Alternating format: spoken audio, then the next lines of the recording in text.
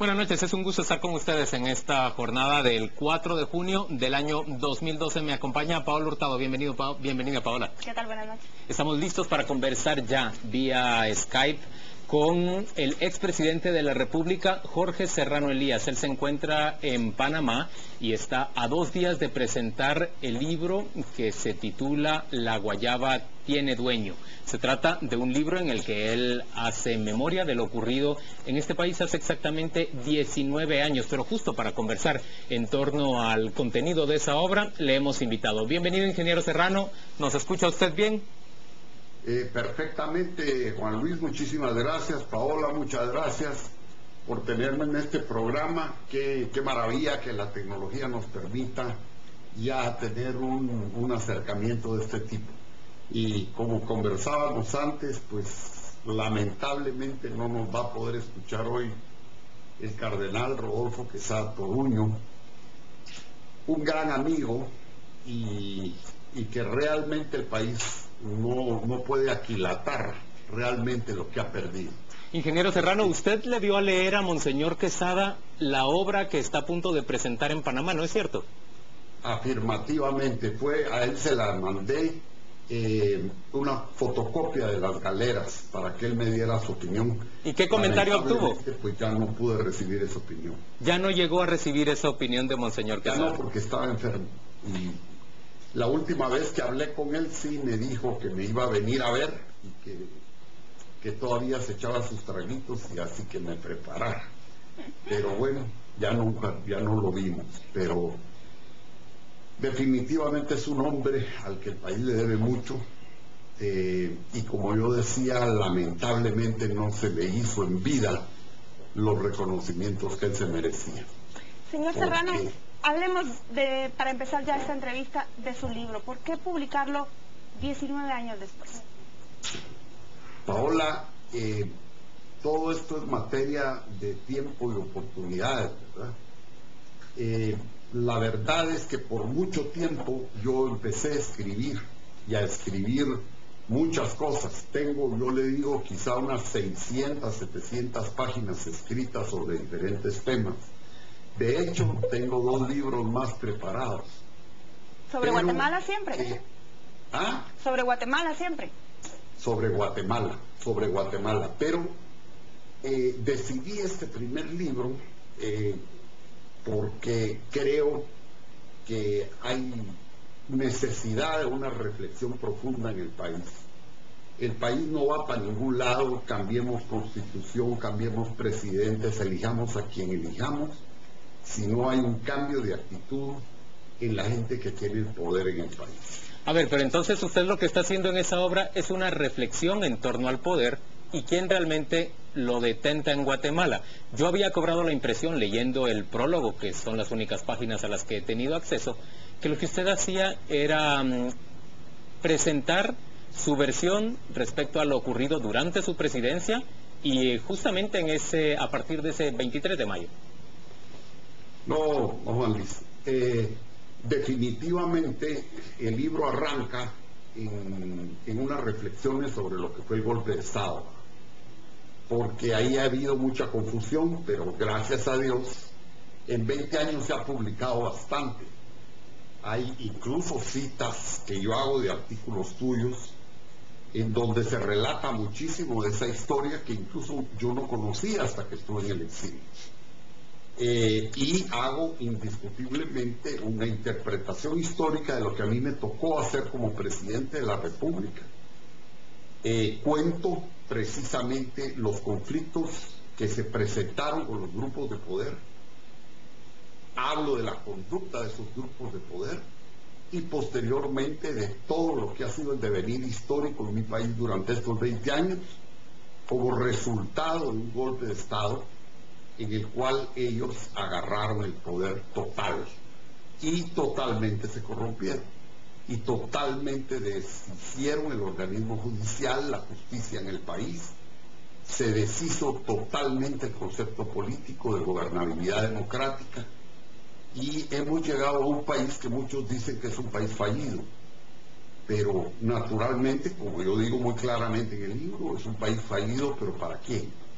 para los que tienen jugosos contratos con el Estado, no es un país fallido. Para los que usufructan todos los beneficios y todas las preventas del Estado, no es un país fallido. Es un país fallido en el que se monta en una camioneta y está sujeto a que una mara lo mate. Al que no encuentra empleo, al que está pasando penas, al que no hay seguridad, al que es víctima de un 98% de impunidad en el país. Señor Serrano, ¿y usted se siente corresponsable de ese devenir del país? Yo siento que en cierta forma todos los guatemaltecos somos responsables. Y todos somos responsables porque hemos sido en algún caso tolerantes. Ahora usted va a poderse dar cuenta en el libro, en una forma objetiva y documentada, como yo presento lo que yo traté de hacer y lo que hice por el país. El rumbo que el país tomó en los 2 años y medio que yo fui presidente no tiene absolutamente nada que ver con el rumbo que el país tomó después de que yo fui presidente. Señor Serrano, en una entrevista publicada hoy en un diario nacional, el expresidente Cerezo habla de 4 grupos que ejercían el mayor poder durante su gobierno: la Embajada de Estados Unidos, la prensa, el ejército y el poder económico. Según su libro, ¿quiénes son los dueños de la guayaba? Pues según mi libro, los dueños de la guayaba es una pequeña cúpula del sector económico que efectivamente han copado todos los poderes, llegando, como yo presento claramente en mi libro, hasta la privatización de la presidencia en el tiempo de Berger. Y bueno, los resultados ustedes los van a ver, todo está documentado en el documento que yo entrego al país.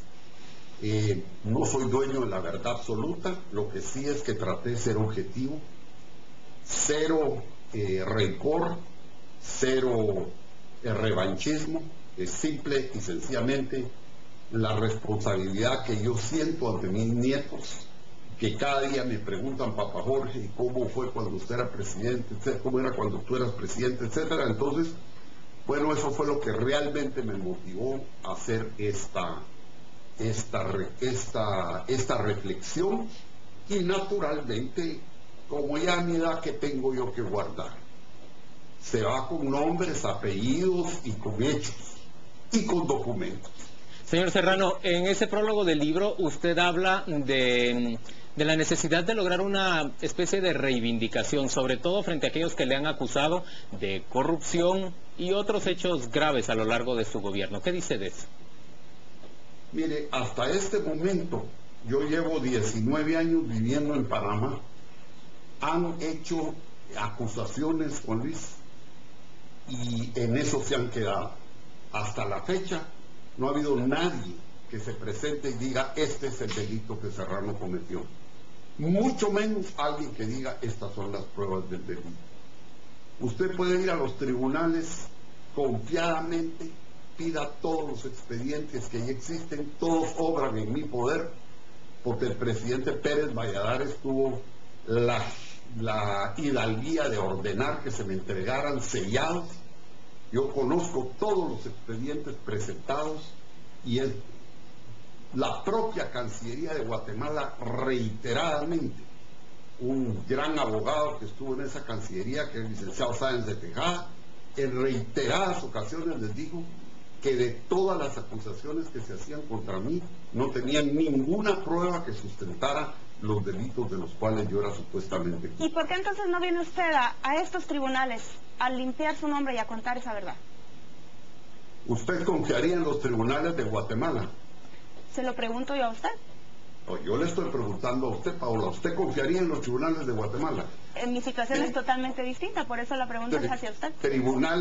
Tribunales que han sido venales, manteniendo una persecución jurídica contra mí, violando el artículo 245 del Código Procesal, violando la Constitución de la República, violando los principios constitucionales consagrados en Guatemala desde 1945, que prohíbe taxativa y tajantemente que se persiga a un individuo si no se tienen las pruebas de los delitos, si no existen causas absolutas y totalmente justificadas. Cuando usted ha visto unos tribunales que son incapaces de hacer justicia para poderosos, como por ejemplo el caso de la familia de los Gutiérrez, que el tío ha ido como mendigo del país en país viendo si le hace justicia y que son incapaces de abrirle pero ni una puerta para que se defienda. Cuando usted ve el caso de la gente del Parlamento, de los muertos en el Parlacén, cuando usted ve todos los casos, el caso del Monseñor Gerardi, el caso de Jorge Carpio, dígame usted quién puede confiar en esos tribunales. ¿Usted cree que yo me presentaría en un tribunal de esos sin saber ni siquiera de qué delito se me acusa? No estoy loco. Pero señor Serrano, este libro... Son los que son mis enemigos, que son los dueños de esos tribunales, los que pagan a los jueces, los que pagan a los magistrados. Esa es la justicia de Guatemala. Pero entonces a quienes usted está acusando, señor Serrano, de ser los dueños del poder, es a la élite económica de Guatemala. Totalmente, Juan Luis, así es, sin ningún tapujo, y usted lo va a leer en el libro. Es decir, pero no la estoy acusando, estoy dando pruebas de lo que en el país ha sucedido. Hay un caso que yo cuento en el libro contra precisamente Juan Arturo Gutiérrez. 14 tribunales prácticamente copiaron la misma sentencia. Eso es vergonzoso para un sistema jurídico de un país. Cuando a mí me dicen, venga a los tribunales de Guatemala y de la cara, ¿entre qué tribunales voy a ir? Si son tribunales venales vendidos. Si yo tengo 20 años de vivir en el exterior,